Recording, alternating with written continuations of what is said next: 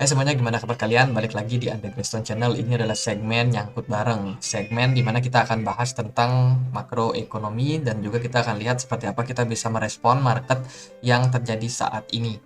Oke, hari ini tanggal 29 Oktober sudah masuk weekend lagi dan seperti biasa aku akan update secara umum ya untuk seperti apa pergerakan daripada market keseluruhan atau makroekonomi di minggu ini dan kita akan lihat seperti apa minggu depan kita akan merespon hal tersebut. Oke, pertama-tama kita masuk dulu. Sebelumnya kita sudah mendapatkan beberapa data penting seperti contohnya di hari Senin itu dapat PDB dari China ternyata meningkat cukup signifikan. China bisa dibilang lolos atau ya lepas dari resesi yang kemarin sempat ya menyerang atau menimpa mereka.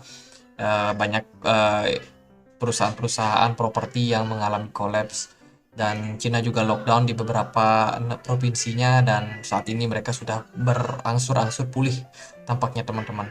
Kemudian juga dari beberapa data seperti indeks kepercayaan konsumen di hari Selasa itu ada yang untuk Amerika Serikat ternyata indeks kepercayaan konsumennya mengalami sedikit tren turun. Kemudian juga ada penjualan rumah baru di keesokan harinya itu ternyata juga mengalami penurunan teman-teman. Dan dari European ini juga sudah sangat parah ya bisa dibilang inflasi yang terjadi di Eropa kemarin dan dari rilis data kemarin sih so far ini cukup oke sebenarnya untuk kondisi euro saat ini. Terus juga ada PDB untuk Amerika itu ternyata mengalami penguatan. Ini menjadi fokus poin yang sangat penting buat kita ketahui. Jadi kan kemarin itu sebenarnya di 2 kuartal terakhir Amerika itu sudah mengalami yang namanya resesi. Cuman dari presidennya Joe Biden itu mengelak Amerika nggak resesi kok gitu. Jadi sekarang ini sudah positif bisa dibilang ya untuk PDB-nya karena sebelumnya di kuartal sebelumnya itu minus teman-teman. Jadi sebenarnya Amerika sudah masuk resesi 2 kuartal terakhir. Cuman saat ini ternyata di kuartal ketiga ya, laporan kuartal ketiga ternyata positif. Berarti kan ekonomi Amerika ini sudah mulai beradaptasi. Setelah sebelumnya minus, sekarang justru sudah positif. Jadi ini merupakan kata kunci yang kita akan lihat nanti seperti apa bakalan dari Jerome Powell sendiri itu akan merespon ya daripada PDB yang ada di Amerika ini. Terus juga klaim pengangguran di Amerika ternyata mengalami sedikit penguatan meskipun masih di bawah dari ekspektasi yang mereka berikan. Terus juga ya di bulan November nanti kita bakalan banyak event, salah satunya ada G20. Mungkin akan penting untuk dibahas seperti apa kondisi ekonomi, bagaimana seluruh negara ini berpartisipasi dalam menanggulangi masalah ekonomi saat ini. Kemudian juga ada isu geopolitik dan lain sebagainya. Terus di hari Jumatnya nggak terlalu gimana-gimana indeks harga belanja personal. Ini indeks di mana kemampuan orang-orang itu membelanjakan ya uang mereka secara individual. Jadi so far masih cukup oke. Ini sama dengan yang terjadi di bulan kemarin dan juga sesuai dengan ekspektasi. Penjualan rumah tertunda justru mengalami penurunan yang sangat signifikan. Jadi ya ini beberapa data yang kita dapat kantongi dan untuk di minggu depannya teman-teman kita itu akan ada beberapa event penting ya. Hari Senin itu akan ada indeks manajemen pembelian di China untuk China, kemudian juga ada CPI untuk Eropa. Ini juga sangat penting buat kita mengetahui setinggi apa inflasi yang terjadi di Eropa untuk saat ini. Sebelumnya sih mereka ada di kisaran 9,9% dan sekarang diperkirakan meningkat sampai 10,2%. Wow, ini Eropa sendiri harus segera untuk mengatasi inflasi yang tinggi ini ya. Dan data hari Senin ini akan sangat penting karena bisa mempengaruhi pergerakan dari euro ke depannya teman-teman. Kalau andai kata dari CPI sendiri itu terlampau tinggi, maka dari Bank Sentral Eropa sendiri bisa saja dilema karena kan mereka mau masuk winter di mana seluruh kebutuhan energi, bahan pangan itu semuanya mengalami inflasi yang sangat-sangat gila sampai 10% bayangkan. Ya ini bisa dibilang bakalan sangat sulit bagi orang-orang Eropa kalau memang dari data sendiri inflasi mereka meningkat kembali dan dilema juga buat si bank sentralnya. Karena kalau mereka naikkan suku bunga, maka rakyat yang tercekik. Kalau mereka tidak menaikkan, inflasinya bisa makin tinggi. Jadi itu yang bakalan menjadi isu-isu penting teman-teman. Dan 31 Oktober di hari Senin ini juga ada Halloween ya. Halloween effect. Ini yang sering dibicarakan oleh banyak orang saat ini karena kalau dilihat dari record itu Halloween biasanya market malah naik. Biasanya kita nggak tahu apakah benar bakalan market saham bakalan naik dan juga kripto mungkin akan ke-trigger. Kita akan lihat nanti juga di historinya seperti apa. Jadi itu untuk di 31 Oktober, kemudian kita akan masuk di bulan baru. Di bulan November kita akan dapat beberapa data seperti PMI untuk China, kemudian juga ada indeks manajer pembelian. Ini untuk Inggris juga ya, ini bisa jadi sangat penting teman-teman. Ya lumayan. Terus di Amerika itu ada perubahan tenaga kerja, oke, inventory minyak mentah. Hari Kamis tanggal 3 November kita akan dapat keputusan dari The Fed FOMC meeting di jam 1 dini hari teman-teman. Ini bakalan diumumkan seperti apa keputusan The Fed dalam merespon suku bunga saat ini. Sedikit pendapat aja. Nah kemarin kan kita tuh sudah dapat tuh data dari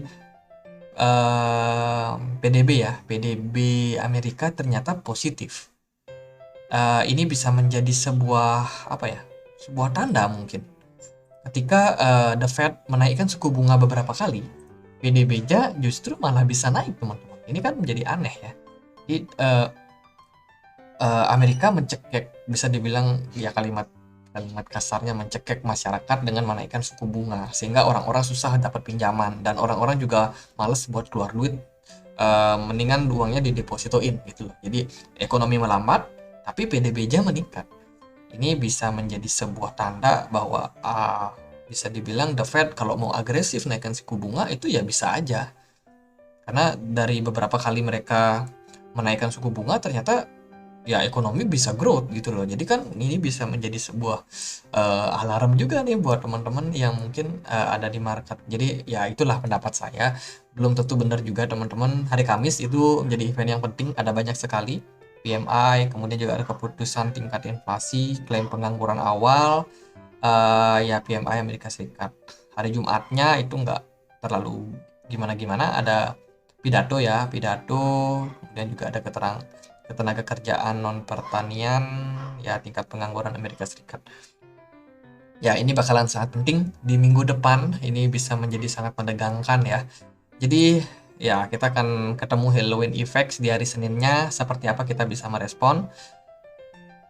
Terus juga ini market Eropa, masyarakat Eropa beralih menggunakan kayu bakar di musim dingin teman-teman. Jadi seperti yang kita sudah bahas tadi ya, Eropa akan masuk musim dingin.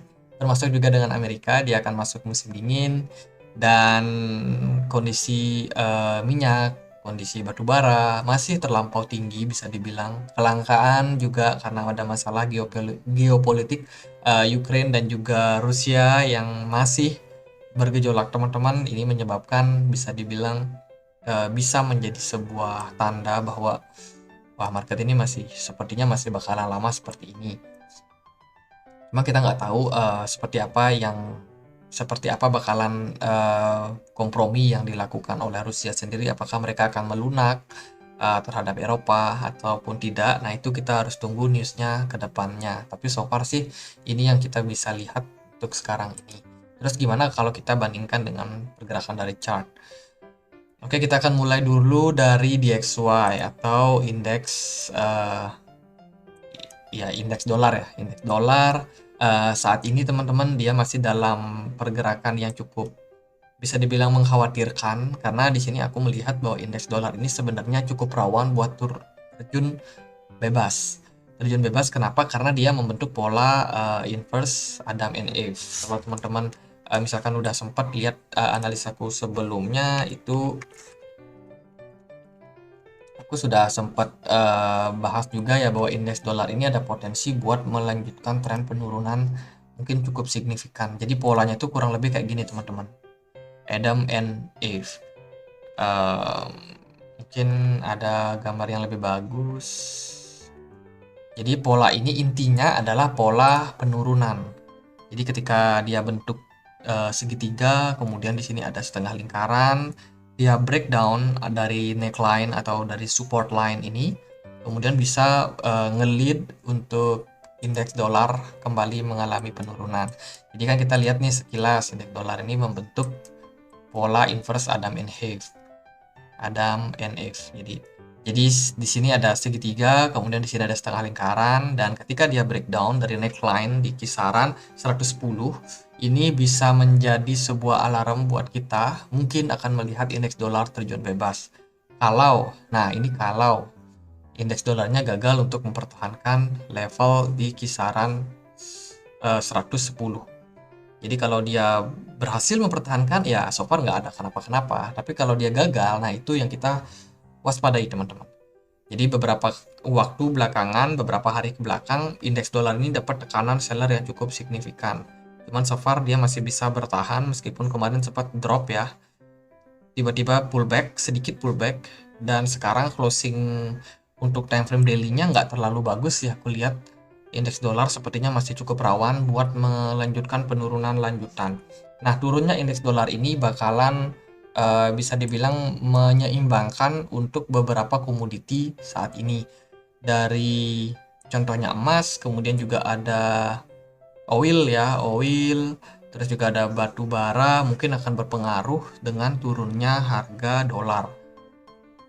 Jadi kalau indeks dolarnya turun, kemudian misalkan minyaknya turun juga, ini kan bisa menjadi sebuah hal positif buat mereka mungkin yang di Eropa sana yang lagi dapat musim dingin, di mana gas semakin murah di sana akan memberikan eh, kemudahan buat orang-orang mengakses gas dengan harga yang lebih murah tentunya, sehingga bisa membantu untuk musim dingin mereka. Nah, ini kita nggak tahu strategi apa yang dilakukan Will saat ini. Sepertinya mereka memang sengaja untuk menurunkan harga dari dolar sementara waktu. Kemudian turunnya dolar ini ternyata sama dengan turunnya emas. Jadi ini bisa menjadi sebuah perhatian kita juga ya dalam beberapa waktu terakhir. Emas ini benar-benar dapat tekanan yang cukup kuat teman-teman. Jadi dia masih bergerak di dalam sebuah descending channel. Jadi buat teman-teman yang mau ambil emas, mau ada rencana cicil, ya lumayan bisa dapat harga lebih murah. So far sih masih belum tembus dari level support di kisaran 780 ribu rupiah per gram ya. Jadi bisa dibilang masih cukup murah lah untuk emas saat ini. Kalau dia turun lebih dalam lagi, nah itu bisa teman-teman jadikan momentum buat cicil balik lagi. Dari indikator Loken ini aku pakai ya buat melihat di mana ada smart money. Ternyata dalam atau di dolar atau di emas, maksudnya di emas ini belum banyak terjadi akumulasi market maker atau smart money-nya. Jadi bisa teman-teman pertimbangkan juga buat teman-teman yang mau invest long term. Saat ini emas cukup menarik sih. Terus juga kalau dari indeks Amerika, ini kita pakai indeks S&P 500. Kemarin dia cukup positif, membentuk pola double top, dan alhasil sudah berhasil confirm. Bahkan dia kemarin retest ya di tanggal 27 Oktober itu retest ke level supportnya di 3810, dan saat ini kemungkinan S&P 500 masih bisa untuk melanjutkan tren kenaikan. Kalau untuk target kenaikannya di sini aku pakai aku cek garis dari sini, tarik ke bottom di sini, kemudian kita pindahkan ke neckline sini, maka kita akan menemukan posisi di kisaran 4000 bisa menjadi target kenaikan dari S&P 500 jangka pendek, which is itu adalah tutup gap di kisaran harga tersebut teman-teman. Jadi di sini ada gap yang belum ketutup, bisa aja jangka pendek S&P 500 ini bakalan kembali melanjutkan penguatan ya, mungkin hari Senin kah atau hari Selasa, kita nggak tahu teman-teman. Jadi so far itu dari S&P 500, kemudian juga dari MACD juga masih positif. Nah, karena indeks dolar berkorelasi negatif dengan indeks saham S&P 500, jadi seperti yang aku bahas, dari indeks dolar sendiri dia ada potensial turun karena membentuk pola inverse Adam and Eve. Kemudian juga dari S&P 500 ternyata dia ada posisi double bottom, which is ini merupakan kontra ya. Jadi indeks dolarnya turun, indeks Amerikanya naik. Nah, Bitcoin ikut mana nih? Nah, Bitcoin itu kebanyakan sih ikut indeks dolar. Ya, maksudnya dia bertentangan dengan indeks dolar. Kalau indeks dolarnya naik, Bitcoinnya malah turun. Tapi kalau Bitcoinnya naik, biasanya indeks dolarnya turun. Dan sometimes dia nggak ngikut sama S&P 500. Cuman belakangan ini kita melihat sebuah korelasi positif lagi. Ternyata indeks dolar Amerika itu ngikut, ataupun ya Bitcoin ngikut indeks S&P 500. Jadi kurang lebih kayak gitu. Jadi dia kontra terhadap indeks dolar, tapi dia pro terhadap indeks saham Amerika. Nah, karena posisi dari double bottom ini bisa saja membuat S&P 500 naik, maka di sini kita bisa mendapatkan sebuah sinyal pertama lah bahwa Bitcoin masih berpeluang buat melanjutkan kenaikan seiring dengan meningkatnya S&P 500. Jadi, jangka waktu pendek mungkin saja masih bakalan kuat buat naik untuk Bitcoin. Dan untuk level saat ini yang dekat sekali ya sebagai level resistance itu adalah di kisaran 21.100 untuk Bitcoin. Sementara dia sekarang lagi berada di kisaran 20.900, which is ini cukup kuat momentum bullish dari Bitcoin jangka pendek ini, teman-teman. Oh iya, di akhir bulan di tanggal 31 Oktober kita kan ada Halloween ya, ada Halloween. Nah, ini gimana nih? Apakah Halloween ini market biasanya naik atau turun? Di sini aku coba untuk lihat riwayat dari Bitcoin sebelumnya. Di sini aku sudah tandai garis ini menandakan Halloween. Jadi kita lihat di sini posisinya waktu tahun 2021 ternyata waktu Halloween itu cukup volatile buat market. Ya, meskipun dia merah sebenarnya, teman-teman. Jadi Halloween ini kan kalau di barat itu identik dengan yang namanya hari yang menyeramkan, hari yang menakutkan. Kalau asumsi saya pribadi sih melihat bahwa kita harus berhati-hati di momen Halloween ini, karena sometimes orang akan melakukan kejutan. Kejutan itu bisa menyeramkan, bisa juga enggak, tergantung kita ada di posisi mana. Contoh ketika market naik dan kita pasangnya short, nah kemudian ya momen menakutkannya adalah ketika tiba-tiba market itu naik ngepam lebih tinggi lagi gitu loh. Jadi ketika marketnya naik, kita kan biasanya ngambil tuh kesempatan buat short, cari-cari cuan jangka pendek lah. Ternyata ketika kita pasang short malah marketnya naik. Nah, itu kan juga horor, teman-teman. Sama hal juga ketika marketnya naik, kita masih dalam posisi long, terus tiba-tiba marketnya di down. Jadi itu bisa horor. Jadi maksudnya horor ini bisa aja naik, bisa aja turun juga. Nah, itu tergantung kita berada di posisi yang mana. Kalau dari riwayat sebelumnya di 2021 itu ya market volatile ya bisa dibilang. Meskipun dia cenderung turun akhirnya closing di hari tersebut. Terus kalau kita lihat di riwayat di 2020 seperti apa? 2020 di hari Halloween justru naik, teman-teman. Cuman di besoknya itu di 1 November 2 November itu mengalami koreksi. Jadi seperti yang aku bilang, nggak selalu untuk Halloween itu bakalan naik. Dan juga nggak selalu turun juga. Jadi kita sudah dapat satu momen naik, satu momen turun. Kemudian gimana kalau di 2019? 2019 waktu Halloween juga cukup volatile. Di sini kelihatan dia hanya membentuk sebuah doji dengan wick yang cukup panjang. Ya, doji dengan wick yang cukup panjang. Ini benar-benar horor sini, teman-teman. Jadi Halloween ini horor, dan ya di tanggal 1 November ternyata marketnya hijau naik, tapi nggak berlangsung lama. Di bulan November ini drop cukup signifikan. Wah, ini apakah November bakalan drop ya? Nah, kita nggak tahu, teman-teman. Jadi ya itu riwayat-riwayat yang kita bisa lihat. Di sini juga ada di 2018 ternyata waktu Halloween ini naik ya, di bawah naik sebentar sampai di 7 November kemudian dibanting luar biasa. Wow, ini yang harus kita waspadai sih di bulan November, karena kita sudah masuk akhir bulan Oktober, kita akan masuk ke bulan yang baru. So far sih November kayaknya cukup horor. Paling yang positif itu cuma ada di tahun 2020 itu bull run gila sih di bulan Novembernya. Tapi kalau di 2019, 2018 itu justru horor. Terus kalau di 2021 juga ya bisa dibilang November ini bulan yang cukup bagus. Awal-awal kita dikasih naik dulu di minggu pertama, tapi setelah itu di bulan November kita dibanting. Jadi ya itu untuk riwayatnya sih untuk Bitcoin. Kalau kita lihat posisi saat ini gimana.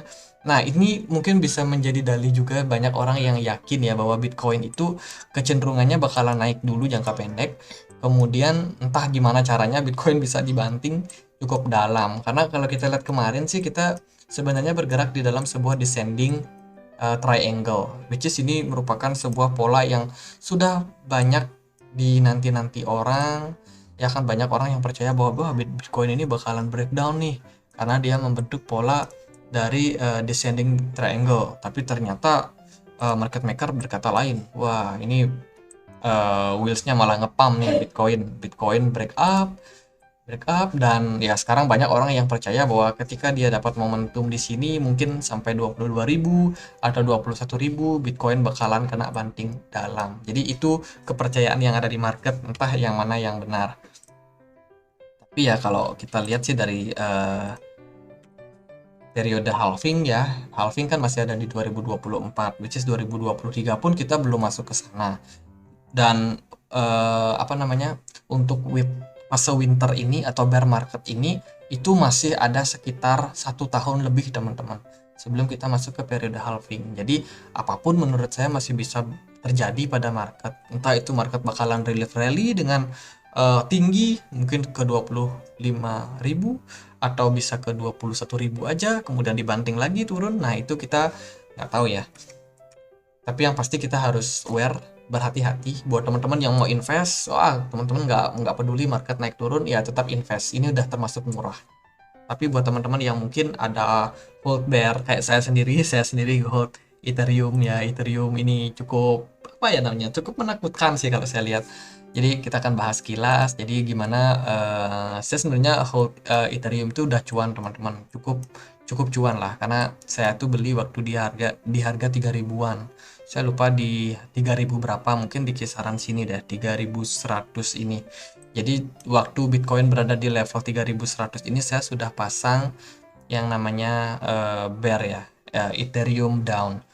Cuman untuk sekarang harusnya sih mungkin kalau saya niat itu bisa taking profit kemarin, cuman saya nggak sempat mantau market karena memang kesibukan waktu itu sehingga loss momentum, dan sekarang market sudah naik lagi. Ya udah, saya masih dalam kondisi cuan tapi ya cuannya berkurang jadinya. Tapi ya biarin aja dulu, saya masih percaya bahwa market berpotensi buat melanjutkan penurunan lanjutan. Kemarin di video nyangkut bareng juga di minggu lalu ya, kita juga bahas bahwa Ethereum itu membentuk pola yang namanya inverse cup and handle. Sekarang di invalidate teman-teman. Jadi kemarin aku sudah sampaikan bahwa ada sedikit keraguan sebenarnya yang terjadi pada Ethereum karena ketika dia membentuk pola daripada penurunan ini atau pembalikan arah ini, Ethereumnya malah sideways di sini di range sekitar 1.300. Jadi ini membuat saya sebenarnya ini kayaknya nggak jadi nih untuk inverse cup and handle-nya, dan benar saja Ethereum break up dan naik cukup tinggi. Ini juga disertai dengan volume perdagangan yang tinggi. Jadi ya inilah market teman-teman. Jadi kalau saya sendiri sih masih berharap bahwa market masih bisa turun lagi. Mungkin saya bisa ambil taking profit kira-kira di kisaran, kalau Ethereum bisa turun sampai ke 800. Cuman itu ya mungkin berat ya untuk saat ini, apalagi euforia masih ada di market. Ini lumayan 1.600 saat ini posisi Ethereum. Jadi kita masih harus tunggu sih ke depannya seperti apa. Ya, untuk oil saat ini lagi berada di level resistance, dan ya oil ini berpengaruh ya dengan kondisi makroekonomi ke depan. Kalau harga oilnya bisa turun tentunya akan sangat positif. Memang kalau masih tinggi seperti ini dan sekarang sepertinya bakalan kembali menguat ya setelah OPEC Plus kemarin kan sudah mengurangi pasokan produksi mereka. Artinya adalah akan dicoba distabilkan lagi untuk peredaran dari oil saat ini. Kalau peredarannya stabil, jumlahnya nggak terlalu banyak dan juga permintaan juga nggak terlalu banyak, ini bisa membuat harga oil jadi stabil. Itu sebuah balance yang dilakukan oleh organisasi-organisasi saat ini. Terus indeks harga saham gabungan seperti apa? Ini adalah chart dari IHSG. Sementara kita melihat IHSG membentuk pola triple top atau ada yang juga yang bilang double top, ya apapun lah. Yang pasti resistensinya itu ada di kisaran 7.300 kemarin ya, di level atas ini. Dan untuk posisi saat ini IHSG sebenarnya dia bisa dibilang ya sudah cukup bagus relief rally yang terjadi, bahkan ini mungkin membentuk V-shape atau V-formation, dan saat ini sih kalau menurut saya pribadi IHSG masih akan berpotensi buat turun karena memang ditunjang juga dari indikator Loken. Di sini kelihatan smart money-nya nggak terlalu kuat buat membawa naik mungkin sampai ke 7.200 seperti kemarin-kemarin. Kayaknya sih IHSG bakalan terkoreksi lagi setelah pola dari V formation ini. Ya, so far kita akan tunggu saja seperti apa nanti pergerakan dari market. Itu terus dari saham ya, karena saham masih bisa dibilang masih bisa turun. Mungkin nanti kita akan coba lihat ya seperti apa saham-saham apa sih yang menarik kira-kira buat kita koleksi. Tapi buat teman-teman yang memang sudah punya pilihan saham-saham yang bagus, kalau sahamnya koreksi misalkan kalian suka ya saham-saham banking lagi murah, ya udah teman-teman bisa consider buat invest gitu. Jadi ya sudah lumayan dapat momentum yang bagus buat kita cicil. Terus gimana kalau teman-teman yang mungkin ada invest di reksadana? Nah, di sini aku kemarin sempat beli juga ya untuk indeks, bukan indeks, reksadana obligasi. Reksadana obligasi ya Sukor Bond Fund. Sini kalau kita coba cek untuk pergerakan chartnya, ini kita pakai benchmark aja secara umum seperti apa market obligasi di Indonesia. Jadi kemarin itu aku sempat beli di kisaran sini sih, waktu di 21 Oktober. Kira-kira harga tersebut lah. Dan saat ini sebenarnya bagus sih buat kita invest ya, tetap invest rutin di reksadana. Misalkan kalian ada invest itu saat ini cukup bagus, cukup menarik untuk bond atau reksadana obligasi. Jadi nggak ada masalah sebenarnya, karena kemarin kan pemerintah juga sudah menaikkan suku bunga atau BI sudah menaikkan suku bunga, dan kedepannya The Fed juga berpotensi buat menaikkan suku bunga. Berarti bisa aja nih untuk bond sendiri, kupon dari bond itu juga bisa jadi lebih mahal ya, atau lebih banyak diberikan return atau imbal hasil, karena memang dari bond sendiri itu akan menyesuaikan juga dengan interest rate di sebuah negara. Jadi kemungkinan masih bakalan positif. Jadi buat yang mau cicil-cicil investasi jangka panjang 3 tahun, 5 tahun, ya menurut aku cukup menarik. Itu oh ya, kita juga belum bahas ya tentang kenaikan daripada The Fed kira-kira bakalan naikin ke berapa nih untuk suku bunganya. Jadi kita bisa masuk, kita tunggu dulu, saya lupa di mana posisinya ini. Pasar, broker, perangkat. Nah, di perangkat di sini ada nah ini monitor suku bunga The Fed. Nah, kita akan coba lihat ya seperti apa potensi The Fed bakalan naikin berapa persen nih. Jadi 4 hari lagi, 4 hari 7 jam kita akan melihat bahwa oh, menarik teman-teman. Jadi sebelumnya nih saya pantau ya The Fed itu sekarang orang-orang yang mulai yakin bahwa interest rate bakalan naik di kisaran 75 basis point itu ternyata menurun. Sebelumnya itu ada 90% loh orang yang yakin.